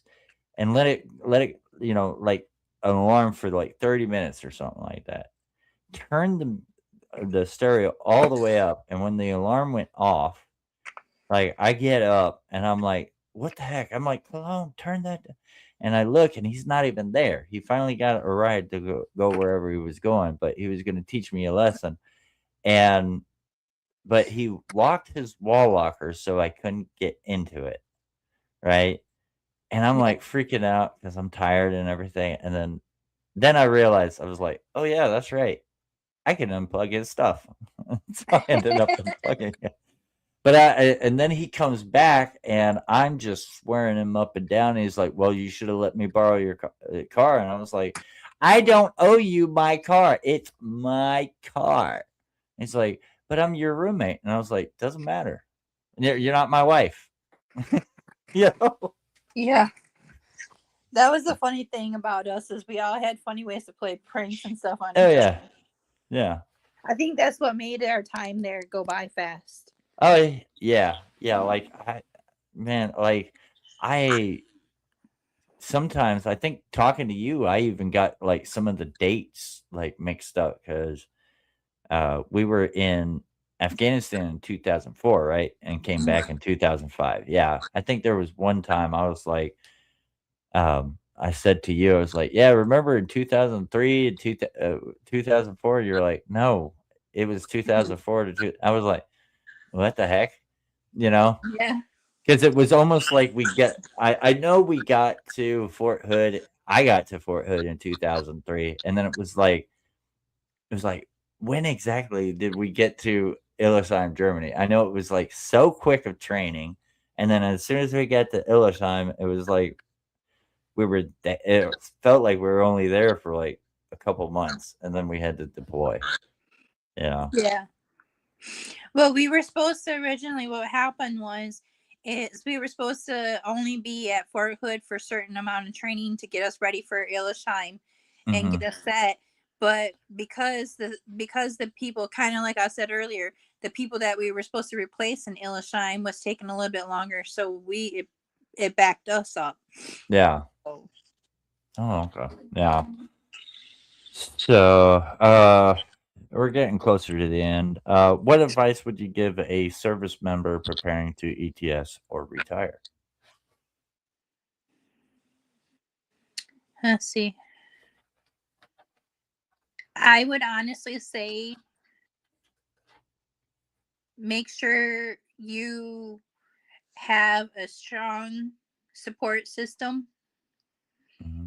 whether it's opening up and getting connected to the VA right away, so you have your insurance all lined up and everything like that when you get out. Mm-hmm. Um, also, don't be afraid to talk to somebody about what's going on in your head, because Mm-hmm. surprisingly they might understand a little bit better than you think. Just because Right. they serve the military doesn't mean that they don't understand, because like a lot of us, like said, like my reason going in was family, a generational thing. Mm-hmm. A lot of us have that, and we've experienced living with somebody with it. Mm-hmm. So just like I used to tell the spouses when you guys came after the deployment, you guys were coming home, and I was the liaison between the unit and the spouses. Like when I told the spouses before you guys came home, is the people that the guys and the girls that you sent out a year ago aren't the same Right. ones that are going to be coming home. Right. And don't be afraid, and don't think that your spouses don't love you anymore when, if they're in a trouble or something's going wrong, that they call a buddy that was there with them before they talk to you, because they don't know how to express to you what they've seen, what they Mm-hmm. experienced, or anything like that. Just like this last year, you guys became closer, you know and you guys were each other's support system. That's how they developed as well. Mm-hmm. So Right. you got to learn how to mingle together again. Right. Yeah. Those are really good points. Are there any resources or organizations that really helped you?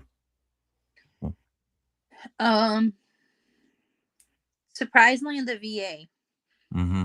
Um, that's one thing that when I left the National Guard, I was able to, my chaplain, help me resource out that I to get involved in. Mm-hmm. Um, and being a chaplain assistant, we had connections to a lot of resources already, so Mm-hmm. that was a beneficial to it. So, but um, Wounded Warriors, helped out a lot of soldiers a lot of veterans that I talked to. Mm-hmm. So, I just joined this last year with them, so I haven't experienced them yet. Um, but I know that they're there to help. Right. Um, I, I mean, there's a lot of different little ones that help me, Okay. but a lot of it is veterans helping veterans, really. Right. Right. Yeah. Um, we already kind of answered that one. What does being a veteran mean to you personally?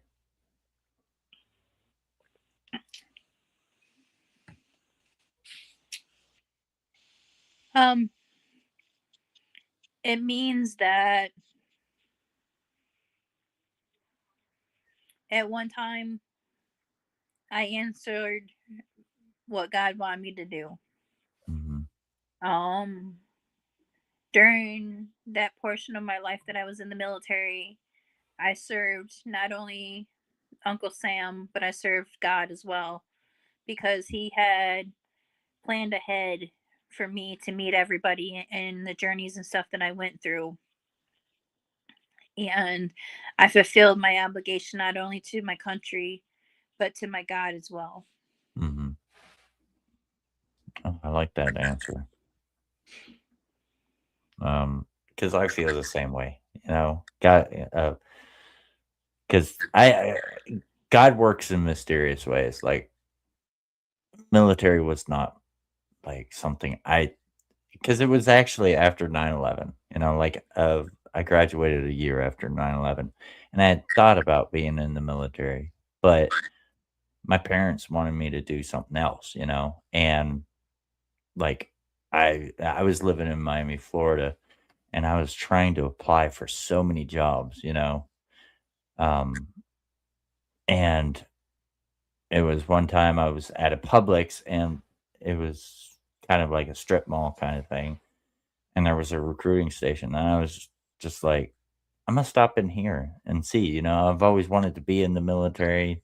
I've been like drawn to that, and I was supposed to be in the Navy. But I had what stopped me from getting into the Navy was I had a slight heart murmur, and I mean, like, they did rigorous tests to see if it would affect me, and it didn't affect me, so the Navy was like, "No, we don't want him," like, any, like, imperfection the Navy didn't wanna take, you know? And, I thought about being a Marine, but then I was like, "They're the Department of the Navy, so I don't know if they would take me because 'cause they've already rejected me," so I was like, "Army." I went into the, and I went through the whole process with like the Navy. Like I went all the way to MEPS, and it was the MEPS doctor that found the heart murmur, which was weird. Um, so it was really easy for the Army because they're like, oh, you tried to get into the Navy? Okay, well, we'll get their paperwork. And then I had just gotten back home with my parents, and I was like, well, I signed up for the Army. And then I get a phone call, and I'm like, "Who's this number?" And it was the Army. The recruiter was like, yeah, you ready to join tomorrow?" I said, "Yeah." you know? I was like, "Okay, yeah, cool, man." But it wasn't my first choice to go into the military. Like, I wanted to, but it wasn't my first choice because I had just recently graduated high school, and my parents didn't my dad wanted me to go to college and at least get in the military as an officer, and my mom didn't want me to be in the military, especially after 9/11, but I had that drive. So all my other options were, not available to me. And I think it was kind of God's work. He knew what I wanted and all that. So, Well, I went in. My birthday is the 10th of September, so and then the 11th the towers got hit. yeah. I went into the recruiter the day that the towers got hit, as when I did mine. But I was in delayed entry because I refused to go before I wanted to graduate that semester of Hmm. college before I went in. And I went in, and my recruiter was laughing because I went in and I sat down. You know how during maps you go in and your recruiter takes you in and you talk to somebody higher up about getting your MOS and stuff and picking your Right. MOS. Well, I was in there, and the it was a staff sergeant. Hmm. Oh no, sorry, sergeant first class. Okay. And he goes, well, he goes, so what do you want to be? I said, I want to be a chaplain assistant. 56 Mike. He Hmm. goes, well, I don't know if any of those are opening. He's like, are you trying to get, are you trying to go right away, or what are you trying? I said, I have 4 more months on my um before I graduate, and I want to graduate from the semester before I deploy out. And he goes, well, I don't know if we can get you in. I said, well, I'm gonna tell you one thing.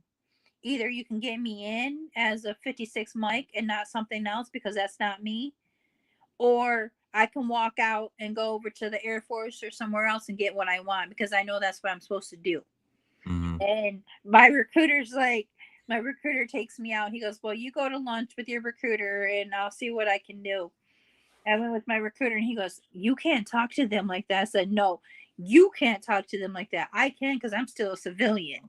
So we went to lunch and I came back because they were putting a lot of the females in the 88 mic positions Yeah. or Yeah. cooks. Right. And I refused to be one of them. Hmm. And so I came back after lunch and he goes, well, you're going to have to be in the delayed entry program for a while, because, the towers got hit in 2001. And so he's like, your basic training won't start until February of 2003. Hmm. So I was in the delayed entry program for almost 2 years, a year and a half. And I said, Right. okay. Wait a minute. You do realize you and I were in Fort Leonard Wood at the same time, right? No, I'm Yeah. in Michigan. Oh, you went you didn't go to Fort Leonard Wood for basic? Yeah. Yeah. Yeah, we were at we were at Leonard Wood at the same time Mm. cuz you went You're in probably on the February. other side of the post. Yeah. I was chemical. Cuz you went Yeah, in on the other side of there the post. February, right? Yeah. I was there February 19th, 2003. We were there the same time because that's my date and too. Yeah. We were probably going through the entry program The together same and didn't time. realize it. Holy crap. I just now realized that. That's funny. That is weird.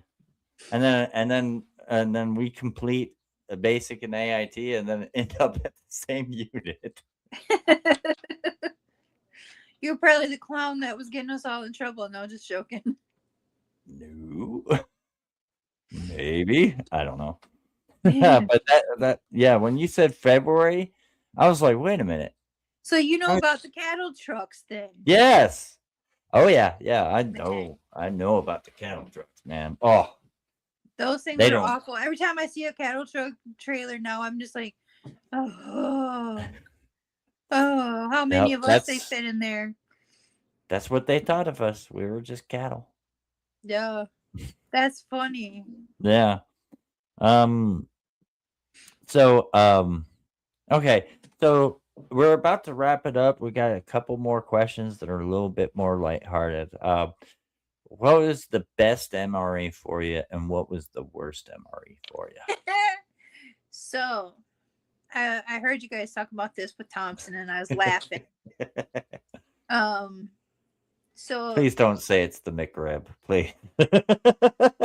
so it kind of it's the stew. Oh, I hated the oh, stew, this, oh, but the one that I loved the most was the vegetarian ones because they had the candy in them. And as soon as I mhm. figured out it had the candy in them, I would always try to get the vegetarian ones for the candy. Nothing else, just for the Yeah, candy. right. They had the snacks. They had the good snacks in them. Yeah, And they always so had peanut butter or cheese spread. So, yeah, yeah, yeah. but yeah. I like the peanut butter spreads. That was pretty good. I've actually I've actually done it where, you got the flatbread, and the flatbread's disgusting. Yes. But I Yes. would I would um I would be in the field, especially when we were in Czech, because like there was no way to really, you didn't have time to heat up everything. So Mm-mm. um and it sounds disgusting, but I would take the flatbread and put the peanut butter on it, and it would be like, this would be my breakfast, right? And I'm like, the breakfast of champions, and I would sprinkle that Folgers instant coffee on top, and I was like, Oh. I'm like, it's like chocolate chip. And Oh. it was the most disgusting thing, but I was like, I gotta get my caffeine in me. I don't have time to heat up the water to make the coffee. So I'm just gonna make it, and it was disgusting, but it worked, you know. The crazy things that your question should be, what's the craziest things you did with your MRE? And then Oh, you would get a lot more funnier answers. oh yeah, that might be a question I need to add for future veteran voices. There you go. Um, so what piece of gear would you never want to carry again? My rucksack. That thing was heavy as all it can be. Oh yeah.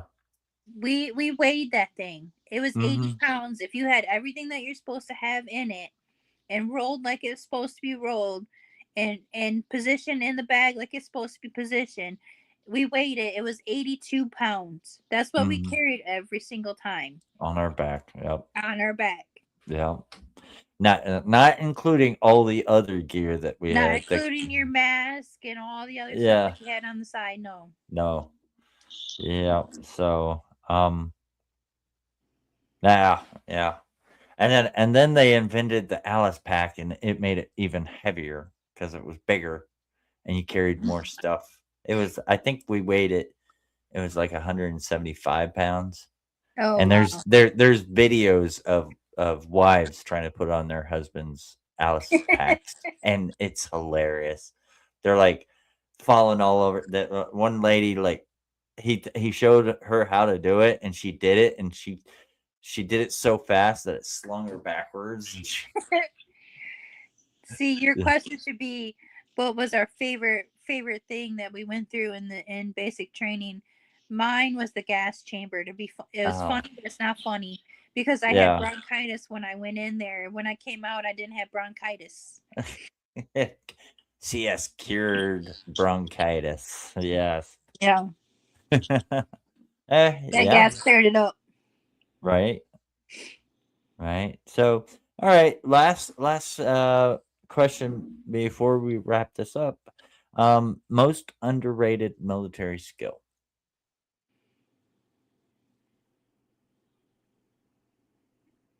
That would have to be maps. Mm, yeah. Yeah, I would agree. Map reading, land Map navigation. reading and land nav. Mhm. Yep, which is a skill that everyone should should learn. Like, We learned it enough to pass it, but then we don't choose not to use it later, and we right. kind of need to use it later. Yeah. Yeah. Well, it's especially if you're gonna like um I started uh when I did the search and rescue, I started getting more into the land nav map reading, and uh, going over it now, I was like, man, why was it so hard for me to get this, you know, get this then? Now I can better understand it. And it's like, I don't know if they didn't teach it right or do it long enough or what.